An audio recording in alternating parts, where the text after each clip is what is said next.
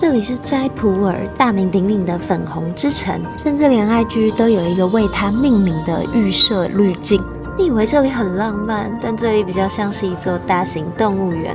我也不负众望，终于在这里肠胃炎了。这次又被路人搭讪，但不是诈骗，而是自称自己是印度版的 Johnny Depp。印度金三角的最后一站斋普尔，到底会给我带来什么样奇怪的体验？就让我们一起来看看吧。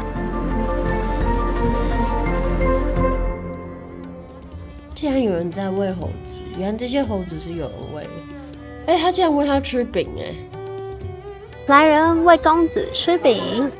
哇，早起的斋普尔，好也没有早，现在已经11点了。昨天有中毒，今天又不敢乱吃了。啊，这是那个榨菜，哇，这是什么？榨一整颗的。Hello。杯子也太大杯了吧。Hello。苍蝇狂飞，这间就没有刚才那间生意好了。粉红之城 Pink City 之前为了欢迎英国的王子来到印度的时候呢，他们把整座城市都用成这个粉红色。但其实啊，严格说起来，它不太像粉红色，比较像粉橘色。不过阳光洒在上面的时候是蛮漂亮的。可是印度就是这样，所有东西都看起来脏脏旧旧的。会觉得这是一个很特别的地方，但你说要多精致多漂亮，当然就是完全没有关系。印度很神奇耶，就是明明就很城市的地方，一角竟然就是有牛羊成群，是成群哦，不是一只。而且这是羊，这是正常的姿势吗？是吗？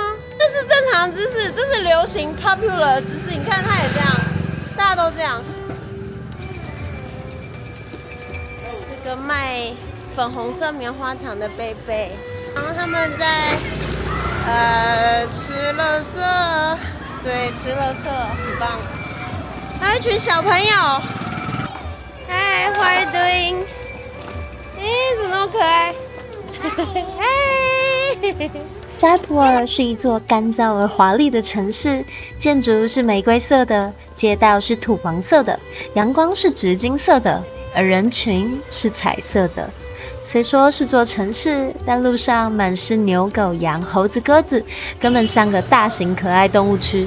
这里看起来古老却又喧闹的惊人，空气里飘着黄沙，街边小吃的味道，当然还有少不了的印度马路标配，此起彼落永不停歇的喇叭声。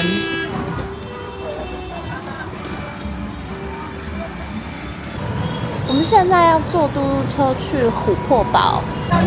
Yeah, Water Palace. 水之宫殿，这个 Indian factory. Indian factory. Indian cement factory. Oh, no. Only 5 minutes. No. Only 5 minutes. No, please No don't. problem. No. Why? 正当我要介绍水之宫殿时，被嘟嘟车司机打断。那我们重来一次。18世纪时，这里是王宫狩猎的行宫与避暑之所，主体结构5层，但只有最上层露出水面，营造出漂浮在水面的独特视觉效果。哇，琥珀堡真的很壮观耶！琥珀堡脚下有一池净水，名为马塔湖。湖水滋养整座堡垒的生活，也倒映着城墙与壮丽的时间流动。山水宝天彼此呼应，就在这座静谧的湖上绽放得恰到好处。我的鸽子真的是超多的，连这边也都超级多鸽子，还有羊。天哪，那个羊身上是什么？好恐怖哦！这是什么？是植物吧？是植物。今天阳光正好，天澄澈如洗，霓黄色的城墙在蓝天下闪耀着金属般的光泽，仿佛一幅静止的帝国旧梦。入口处是一段石阶，拾级而上，阳光烧在肩膀上，像是朝圣前的小小试炼。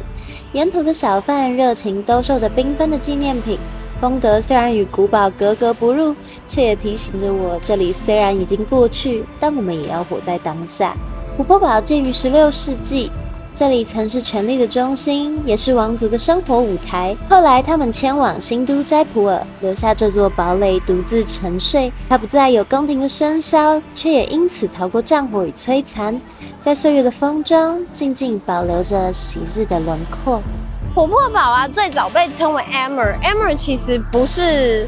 是天上的意思，但是就可能以因误传吧，最后变成 Amber， 变成了琥珀堡。那这个城堡呢，是在1500多年的时候盖的，其实算是保存相当良好，好像也没有受到什么战乱的波及，这也算是被荒废跟遗弃的一种幸运吧。我身后的这个是议事厅，这个议事厅呢，跟昨天在阿格拉的红堡看起来有点类似，它都是由非常多的柱子搭成一个很大的一个穹顶，然后是四面八方都是空的这样一个空间。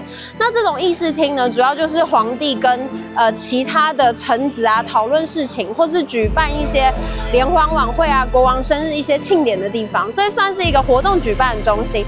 它的外层呢是用红色的砂岩，然后里面呢用很多奶油色的大理石柱子。你在摸到这些石头的时候，尤其是摸到奶油色大理石的时候，会觉得超级冰凉。这边看出去就可以看到我们的入口在那边，从那边进来，这样走上来到这里，然后去那边买票，从那个狮子门进来。象神门呢是这座城堡算是一个非常华丽的景点，所以它是伊斯兰教的建筑。但是呢，它在门顶的最上方竟然是印度教的神，就是象神。那这件事情是非常特别的，印度跟伊斯兰教的一个融合。所以你只要从琥珀堡一走上来，就会看到象神门了，真的蛮壮观漂亮，很多人都在这边拍照。象神门的雕花很多都斑驳了，都走进象神门可以带来好的资讯，就进来了哦。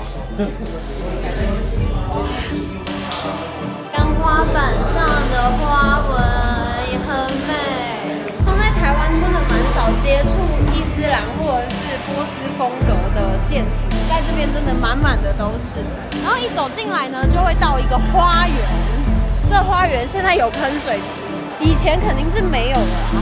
那花园之后旁边就是这里最有名的镜宫，所以它上面放了非常多的小镜片，太阳照射的时候就会闪闪发亮。镜宫是为王室打造的小宇宙，在那个年代，镜子是极其珍贵的奢侈品，而将整面墙贴满镜面，无疑是财力与品味的极致展现啊！据说，只要点亮一支蜡烛，万千光点便会在镜中绽放，如星河般流转，让王后得以在室内欣赏星光，静心休憩。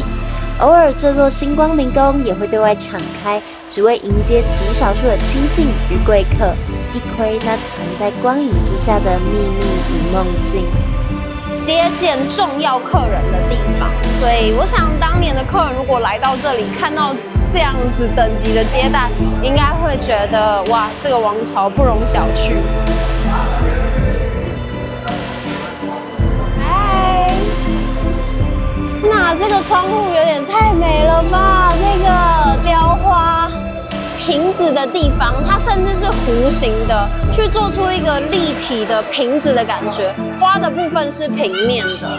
但是我刚才看到有一个guide，他帮他的客人拍照的方式，就是透过那个镜子来拍照，拍起来很赞。而且镜宫的里面其实更漂亮，可以看到有很多镶金的镜子。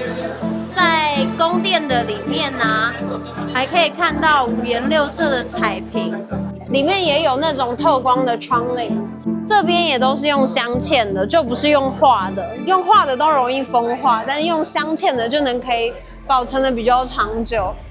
我只是在想说，像镜子这种易碎的东西，到底要怎么样嵌进去？这真的是蛮厉害的。真的每扇窗竟然还是不同的花纹呢，真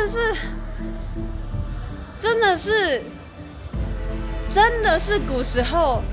人力不用钱呢，不会的花，哇，这个花真的是，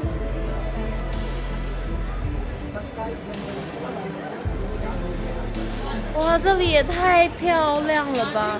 这是大理石刻的窗户，然后这边有一个洞，看下去就可以看到刚才我们走上来的那个广场。民众大厅那边。听说这边的水道啊，就是以前的天然冷气，透过水流跟大理石的方法，把这边的热气给带出去。继续往前走，这一面都有一些小道，可以这样走来走去。那现在应该就是要到比较高层的地方，因为应该是第3层或者第4层。走保存就没有这么好啦，就是原本黄色的石头都变成这样黑黑的，而且有很多人为破坏痕迹，就是很多人在上面刻名字什么的。会有2只咕咕哥。那警卫就是把这个木头给拿开，然后跟我说走进去可以看风景，然后进去之后呢，他就跟我要小费，谢谢，不给，拜拜。非住宿的地方都是粉红色的，而且上面都是花，漂亮。这边的纪念品小店，这个锁2500元，这个锁2500 ，Oh my god， 超美，25000，谢谢。这个帽子也要4500哎！天哪！天哪！天哪！天哪！天哪！天哪！天哪！我真的是太土了，太土了。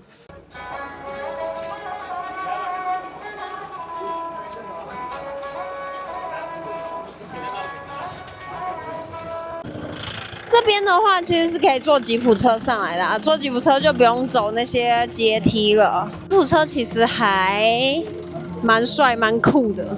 这次来的时候啊，都没有看到有人在骑乘大象。骑乘大象其实是以前琥珀堡主要的一个交通方式，所以原本在这里有很多的人呢，就是会有让你可以骑大象上去的这样子的一个商业活动。但是我想说，奇怪，怎么来都没有看到？仔细一查才发现，在去年年初的时候啊，有发生一个大象攻击游客的事件，好像是大象用象鼻把他的游客呢摔到地上，造成那名游客的小腿骨折。经过这件事情之后，印度的动物关怀组织就开始要求政府说，能不能去禁止这些利用动物的商业行为。后来才开始进行一系列调查，发现很多的动物都有腿脚啊、背部肿胀的情况啊，而且精神也受到相当大的打击，很多都有忧郁的情形。所以就是想在这里跟大家说，那些动物们真的都很可爱，也很无辜。如果可以的话，尽量就不要以动物为主的发生商业行为。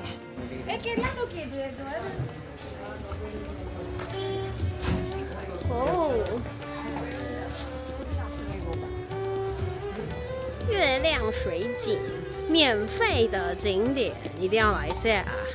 月亮水景建于公元9世纪，当地国王修建这座阶梯井，让人们能汲水避暑，也在这里祈雨跟集会。超过1000阶的石梯沿着墙面一层层往下延伸，如同一场向地底展开的对称幻觉。刚才去了一个印度寺庙啊，真的蛮漂亮的。里面的雕刻啊什么的都很细致。进去的时候呢，那门口警卫跟我说，他看到我拿我的那个 Pocket 3在录，他说要收一个人250块的拍摄费用。然后我就跟他说，那我不拍了。然后他也不让我用手机拍，然后我就说好，那我通通都不拍了，然后就走进去。后来走出来，我遇到2个外国人，问他们说，他有跟你多收那个拍摄的费用吗？因为那2个外国人也在拍照。他们说没有，但是他们付了1人50的入场费啊。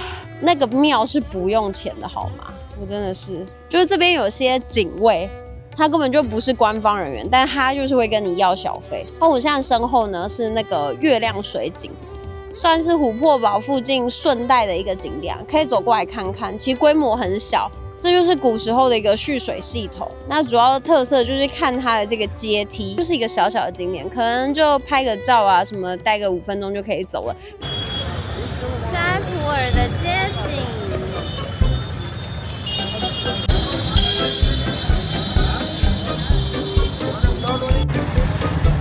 哇，那边好多猴子。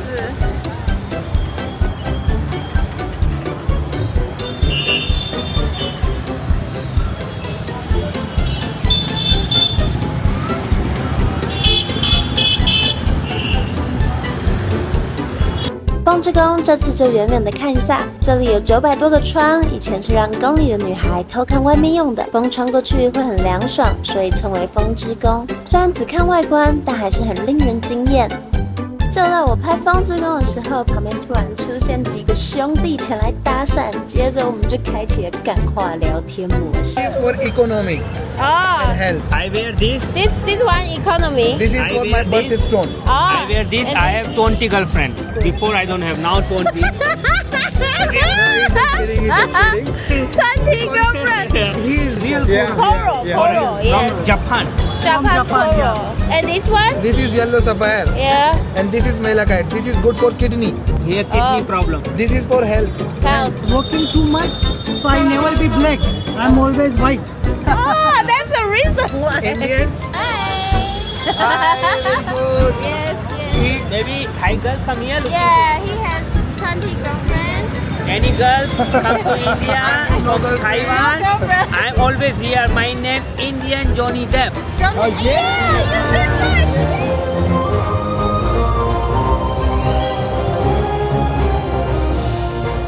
这间店实在是太棒了，看它的那个菜单上面都还有特别标示奇纳教可以吃的东西。奇纳教跟一般吃的东西不一样是，他们会拒绝食用根茎类的蔬菜，因为他们觉得如果去抓根茎类的蔬菜的话，可能会不小心弄死一些昆虫啊，或是微生物，而且整棵植物也会死掉。这边呢就在风之宫的对面，所以非常容易到达，而且环境超好，一进来就有香香的味道。安拉西就是优酪乳，它的是玫瑰香味的优酪乳，玫瑰口味的，玫瑰花超香，淡淡的香味，而且不会太甜，超级好喝。青酱酪梨吐司，就是看它面包上面有青酱，然后切了一排酪梨，还有坚果跟生菜。天哪，我已经超久没有吃到酪梨了，快哭了。开放式三明治。